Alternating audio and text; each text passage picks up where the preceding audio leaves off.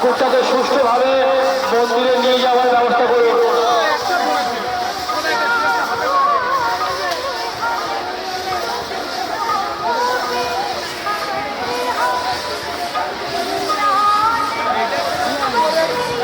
মেলায় আগত সমস্ত গ্রামের ঠাকুর কমিটিগুলোকে জানাই শুভ নববর্ষের প্রীতি শুভেচ্ছা ও হার্দিক অভিনন্দন।